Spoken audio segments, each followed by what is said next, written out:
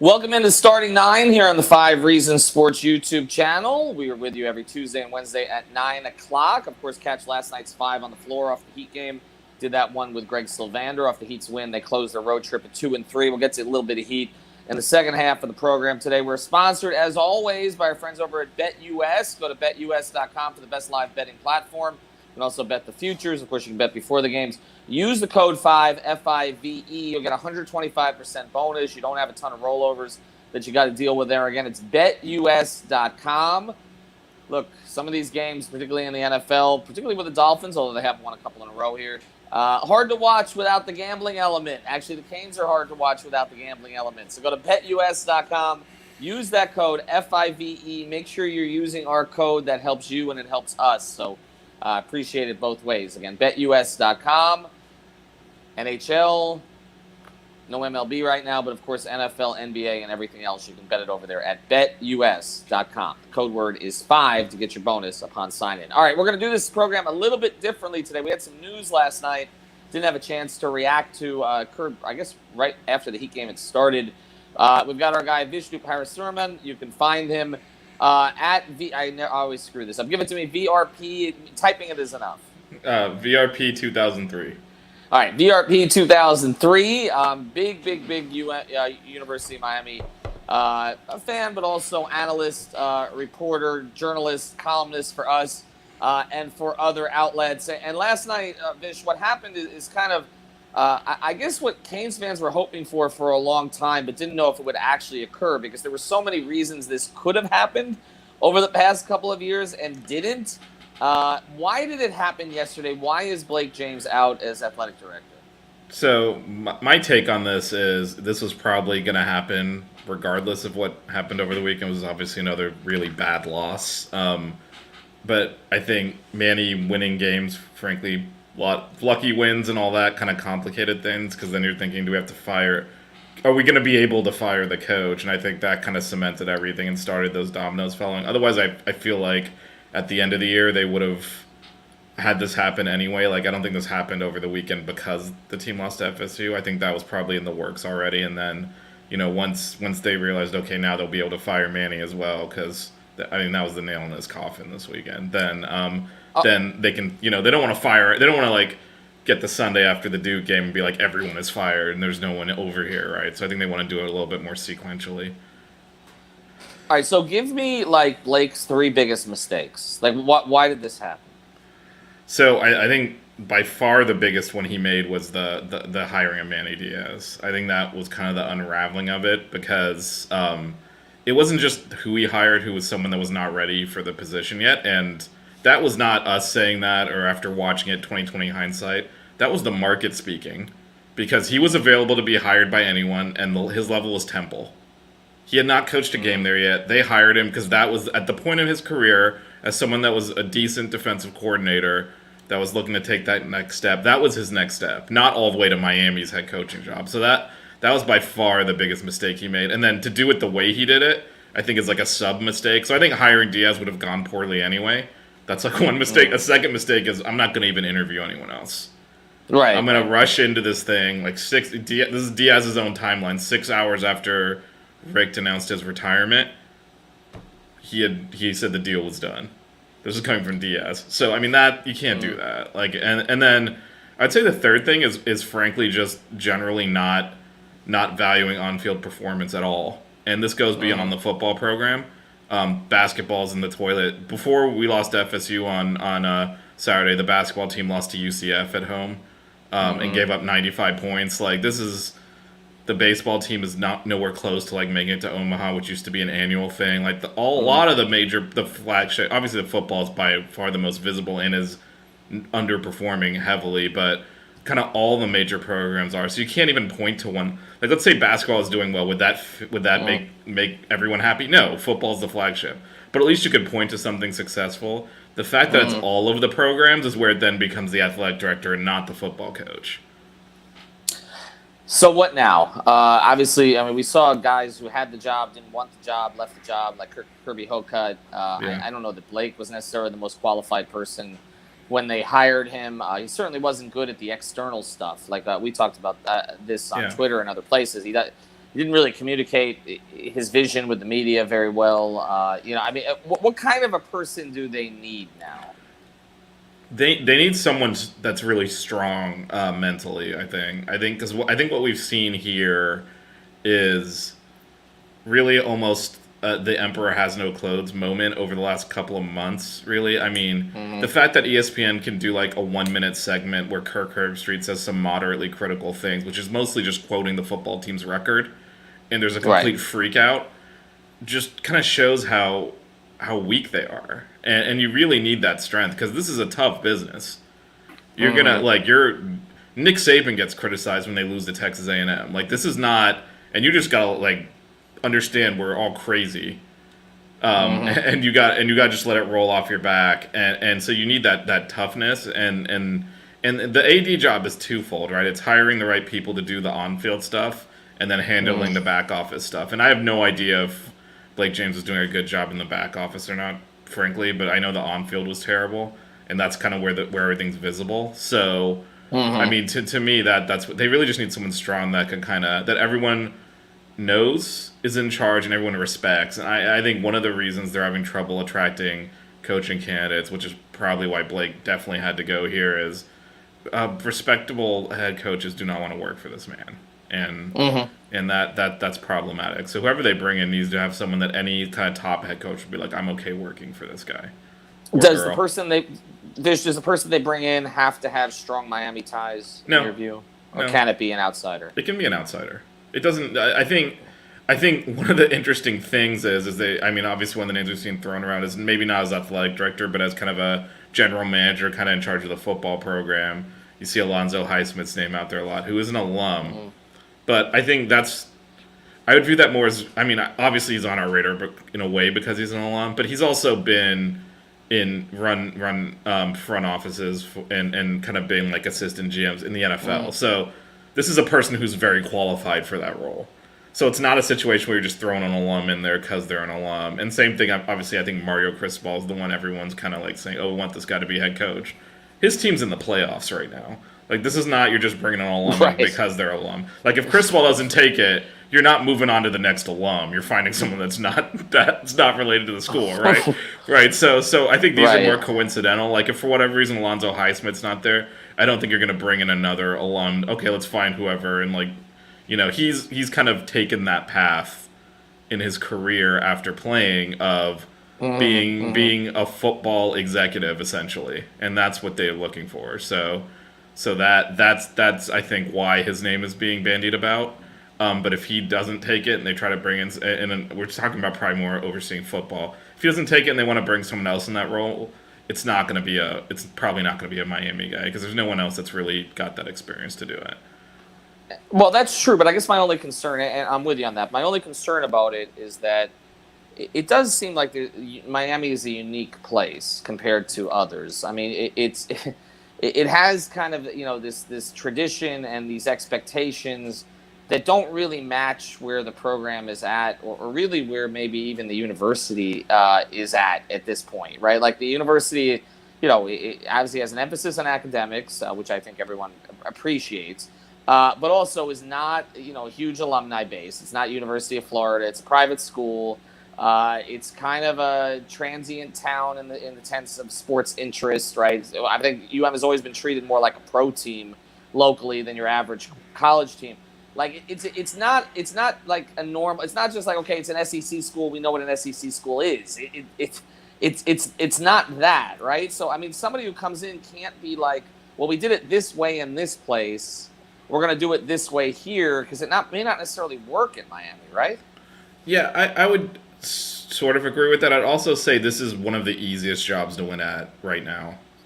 You have all this local talent, even with a lot of it leaking out of the South Florida area and going to Alabama and Georgia, and you're kind of seeing Miami kids at other schools, particularly painful for us, right? But you're in the ACC Coastal. This is a weak division. You can be playing in the ACC championship game on an annual basis with competent coaching. And we're actually seeing that this year because we have incompetent coaching. And the team that's going to win the Coastal, like Miami, beat them. This is a job where a kind of an ambitious coach would look at and say, like, this is a gold mine. This is untapped potential. I don't have to go, like, if you take an SEC job, you have to go through Alabama. You might, like, assuming that Clemson's on a 1-year blip and this is not, like, the beginning of the end for them as, like, a national power, which is, I think, probably more correct. I don't think they all of a sudden forgot how to, like, run a program. I think they're probably misevaluated a quarterback, and that's kind of been their problem. But, they're on the other half. So at worst, you're talking about, playing Clemson in an ACC championship game. Your division's wide open. You have all this local talent. This is set up really for someone good to come in and really run away with it. And so I think any kind of provide they're willing to put some resources into it, which I think firing Blake James is a signal that things are changing in that regard. Because in the past they wouldn't do that, and that's how you end up with Manny Diaz and Al Golden. It's what can we get for this lower price point, right? I mean that's what it used to be. Well, all right. So let me ask you this before we close. I know Vishnu, you got to run. We appreciate you joining us early this morning. I guess we know Manny is next now. So what is the postscript on the Manny Diaz era? Because I know what you're saying, and I understand everything you're saying. The hiring was not done in the traditional way. It was screwed up from the start. He likely was not ready for any of this. I guess the question is, will he ever be ready? I mean, can you see him getting an opportunity at a smaller school at some point that where he can go through the route he probably should have gone through the first time? I think it's going to be hard. I think he's really damaged by this. Like, this team is terrible. This team lost to FIU, and we found out yesterday they're using borrowed pads from Mississippi State and like 9-year-old jerseys. Like, I mean, I think we've really like wrapped our heads around how poor the team has been for the majority of his time here.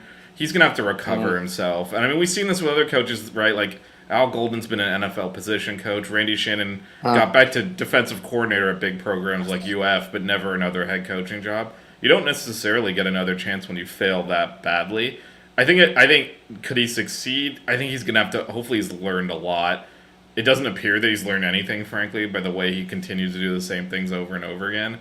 But if he can kind of, with more perspective, learn from that, I think he could potentially, at a lower level, get another shot and maybe show that he maybe just wasn't ready, but he'd be ready later. But right now, there's been no indication he's capable of running a program.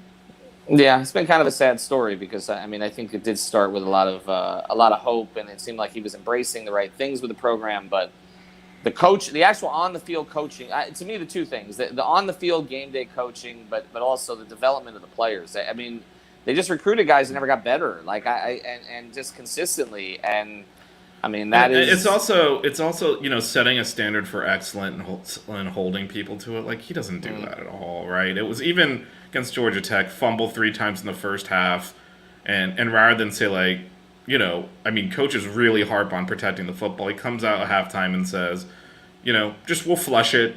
It's not, it's not a big deal. And then we fumbled on the first possession of the second. Unfortunately, his knee hit the ground right before the ball came out. It's just like, that's the type of thing where you're not, you can't be everyone's buddy and be the head coach. And I think he really went too far to the buddy side. This will be cool. The kids will like this, and like you gotta keep them in order. And I don't think he's really been doing that. And so maybe he'll learn that lesson. But I think that was probably his biggest mistake. You saw it right from the beginning with like Jeff Thomas, and he's bringing him back in after he quit on the program. Like, no, let him go to Illinois. Leave that alone, right? So I think from the beginning he was trying to just make everyone happy, and you can't run a program that way. All right, Lane Kiffin. Let's see if Lane wants to come. That would be interesting. At least it'd be a good copy for us. I'm sure he'd rather live in his house in Boca than in Mississippi. But even with the commute, Vish, we appreciate it. Yep. You can follow him at VRP 2003, right? VRP 2003. Yes, that's correct. This time. There you go, and follow his work on the 5 Reasons Sports site and also other sites as well. Vish, thanks for doing this. Thank you. Hold on, Vince. One more question. What's going to happen with Coach L? I wouldn't be surprised if he retires this year. Like, announces he's going to retire in a month or two. Yeah, I think it's time. Yeah, I think this is probably the end for him too.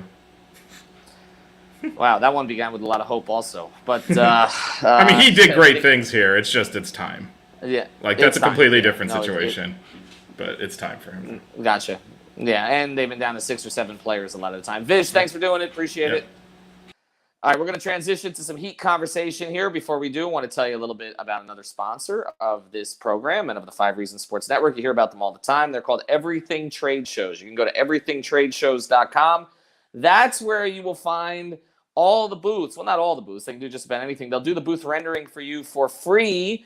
We know the trade shows are back around the country. I'm right here in Fort Lauderdale. Just go over to the convention center. The cars are all there. Everybody's getting back in there. Look at all the companies they've worked with. A great local company like Citrix, Microsoft, and others. They can certainly do great work for your company as well. If you don't run a company, mention them to the boss. Hey, we're going to be at a trade show soon. Let's go to everythingtradeshows.com. Have them do a full free booth rendering for you, show you exactly how it's going to look like. All you got to do is mention 5 Reasons. They're based right here off of Las Olas, but they service all 50 states. So you got a trade show in Texas, they will take care of you. Are you from California? They'll take care of you too. But of course, they love to work with people here in South Florida as well. It's everythingtradeshows.com. That's the man with the plan, Chris Chase. Reach out to him. Mention 5 Reasons. He always takes good care of you, but takes special good care of you there as well. So go to everythingtradeshows.com. That's everythingtradeshows.com. We're going to be posting a lot more stuff from our Instagram page as well, to show you what some of these booths look like. But again, you got to make your company stand out, particularly coming out of COVID. Everybody is sort of looking for attention right now. They can do a great job getting you that. So go to everythingtradeshows.com. All right, let's get to it. The Miami Heat are coming home. They're 2-3 on their road trip. They start with 3 losses. The loss in Denver. We'll get into more of that in a second. The 2 losses in LA, the 2 that I covered out there, I apologize for that. And then the 2 wins, one which was unexpected against Utah, the other which was, I guess, more expected against OKC, although it was a struggle at the start last night, pretty much tied at halftime and then poured it on in the third quarter. And I, we got into the takeaways of this trip, Greg and I did, and I recommend that you listen to all of the 5 on the floor. But I think as we go through it, yes, thank you, Manny. I know you've been waiting for that. Heat are 0-2 when Ethan attended and 2-1 when he didn't. Similar to the NBA Finals when they lost the first 2 games with me there, and then Jimmy Butler had a game for the ages after I went home. So I'm partially responsible for this, but not entirely responsible for this, because as I like to remind people, I was present at all 3 of the Heat's championships. Somehow they won them in spite of me, so I can't be like a jinx on everything. But yeah, the 2 LA games were disappointing, and so we're trying to put this trip into some context, and I'll just leave it here, okay? They survived it. All right, I'm not going to put this in the context of being a great trip. 2 and 3 trips are not great trips, particularly when you had chances to win the second and third games. I mean, they were up in both of those games, and in both situations, they just didn't play particularly well down the stretch. But if you look at some of the adversity, which they're going to face throughout the course of the season, because every team does, no Jimmy Butler for the last, 4 3/4 of the, 3 3/4 of the 4 games, of the 5 games, right? Okay, so you had that issue. You had Duncan Robinson's shooting slump, which he finally started to come out of against Utah. You had Strus coming back toward, during the trip, so you didn't have him available for the entire trip. You had the situation in Denver, which, by the way, why is it exactly that Nikola Jokic is still playing, but Markieff Morris has missed 4 games? Like, in a situation like that where it's intentional, like, that was intentional, right? Like, what Jokic did, he meant to injure Markieff Morris, right? Like, that was not, there was premeditation there, right? So shouldn't Jokic be out for as long as Morris is out? I've never really understood that rule. You just give Jokic just 1 game, but Morris stays out. What if Morris was out for the season? Then what? And they missed Morris on this trip, by the way, because I think you saw yesterday that Yurtseven is not quite ready for prime time. Like, what Morris adds, I know people wanted Yurt to play before the season, and I do think he's got a chance to be a good player. But, like, what Morris adds just in terms of knowing where to be, his connection with the other players, it came across last night when Lowry made the lob to Yurt, and Lowry was, like, visibly upset that they didn't connect on it. Like, probably with Markieff Morris, even though he's not a high flyer at this stage, probably they connect on it, right? So I do think they miss Morris. I think they miss Strus at the beginning of the trip. We saw it at the end of the trip, what he adds. Of course, they miss Jimmy, and then they miss Bam in the last game. They are a thin team. Like, they are not. That is the thing. Eric Spoelstra can talk about our depth is our strength. Well, yes, their bench points are tremendous because the guy who's been leading the bench, with the exception of the last couple games, is basically giving you 22 a night.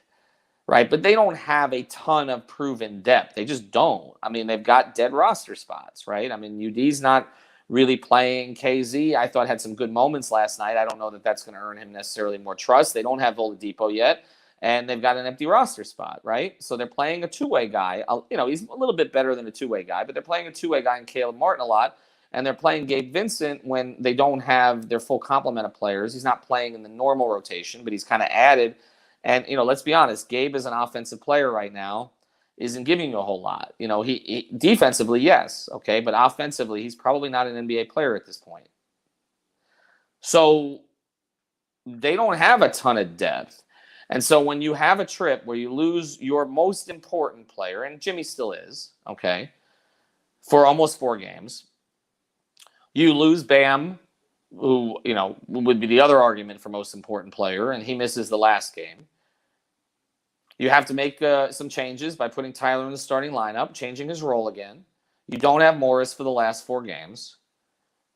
You didn't play well in the first game of the trip and had that confrontation, which, could have led to frustration for other games. And you had Duncan Robinson, shooting like he's, Gerald Green instead of Duncan Robinson. I mean, to come out of it at 2-3, when you're coming back now to a schedule that, with the exception of Washington, none of those teams they're playing upcoming are really playing well. And do we really believe in the Wizards? I mean, do we? I mean, I know they won last night. They beat a bad team without Beal. And Dinwiddie is playing at a high level. He seems to be back to himself after the ACL injury and other injuries that he's had. But do we really believe in Washington? I'm not sure we do. And so you look at, you got a game against New Orleans. You got some other games here on this homestand and coming up that are in the winnable column, which you have not really had. And so I think we have to have a little bit of perspective on this and look back at what we expected from the first 14 games. And I said at the start of the season, so I got to be consistent here, if they can come out of this a little bit above 500, I think you feel good about it. They're 9-5. We can say they should have beaten Indiana without Lowry in overtime. Yeah, probably.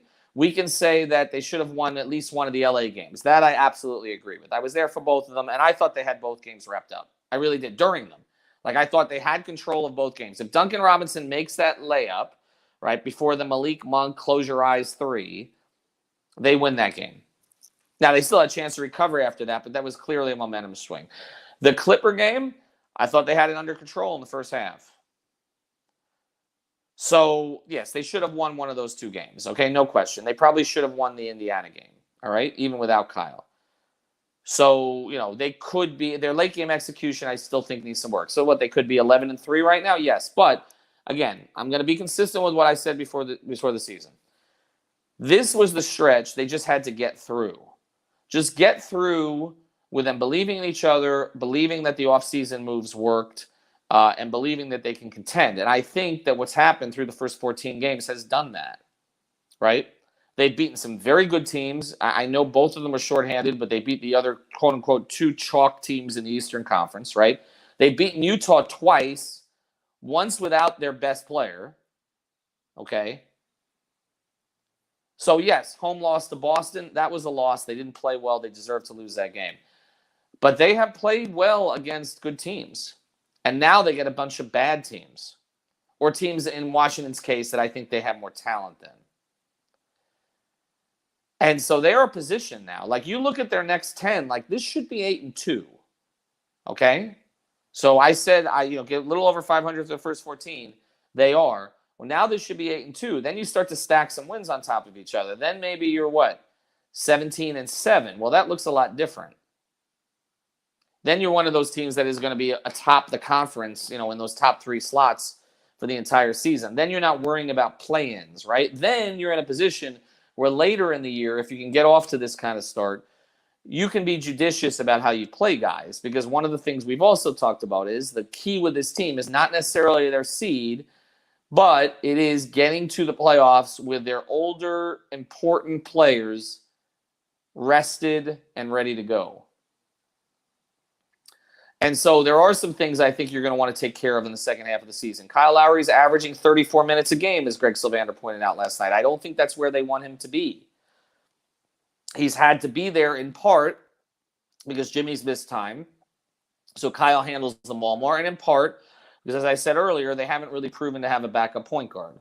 I do think that as Jimmy gets back, potentially if Oladipo comes back, you will see Kyle's numbers in terms of minutes come back towards the 30 mark instead of continuing to push towards 35. I think they would rather have him, not necessarily where Dragic was, which was like kind of high 20s, but they would rather have him around 30 to 32 than 34, 35.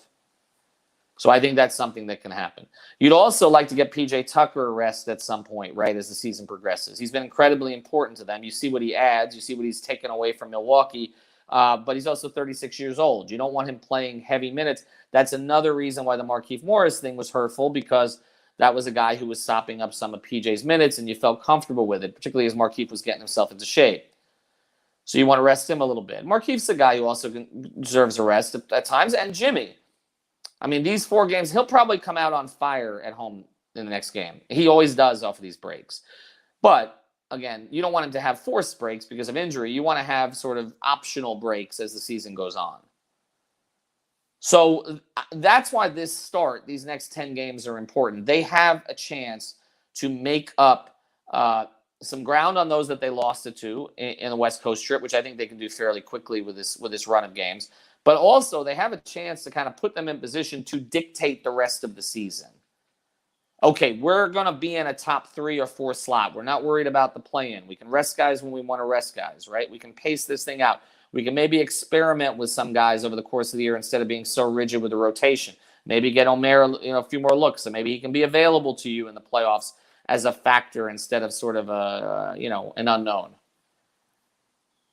These would be positives that would come from a good stretch here, and I think we're going to see it. I really do. I think this team, for me, feels like one of those that's going to feed off a home crowd consistently. Like they have that vibe to them. Certain Heat teams do. So I think as we get into more home games, they're going to play better there for sure. I think it is positive that we saw Tyler Hero play so well on the road. That is something that I can't remember which one of the guys pointed out on Before 4 last night. It might have been Jonathan. That Tyler has struggled at times on the road. His splits are different, home and road. For him to perform that well when they needed him, let's be honest, particularly against Utah, but also even against OKC, if Tyler doesn't carry, they may lose. Right? I mean, in the Indiana game, him carrying is the only reason they were in that thing at the end. And then, Jimmy decided to sort of take over on the last shot. And maybe it might have gone differently if Tyler had been the guy called. But he carried. He's carried on the road this year. That's a real positive development. So the last thing to kind of touch on before we go, of course, is Duncan Robinson. And this is the only thing I will say about this. I do not think he's cured, okay? I said before the OKC game on Before Floor that what you wanted to see here was get out with a win however you can, okay? But the best thing that can happen is Duncan Robinson making a few threes so that on that flight back, he's not thinking about what happened in LA and in Denver, but he's thinking about what happened in Utah and OKC. So I do think that was a positive. Do I think it's a springboard for him? I need to see a little bit more. Not to know he's still a great shooter. I know but I need to see him make threes in high leverage situations against good teams again. I think that will make the rest of his teammates and the team feel better about the situation. Because the threes against Utah, yes, very good team, obviously, but they weren't really high leverage threes. The threes against OKC, they kind of knew they had that game. But the threes in the 2 games against LA that he missed, those are the kind of threes he's going to need to make in playoff situations. And beyond that, the 2 free throws he missed, the bunny that he missed, like those are the types of things that can't happen and where he's going to become a scapegoat in a playoff series if he's still missing those shots then.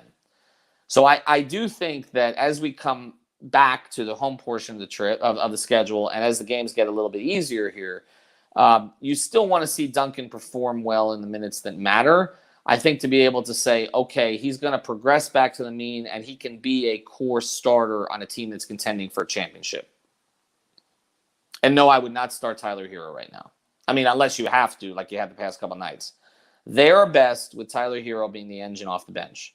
It's not denigrating to Tyler to say that. Manu Ginobili is in the Hall of Fame, okay?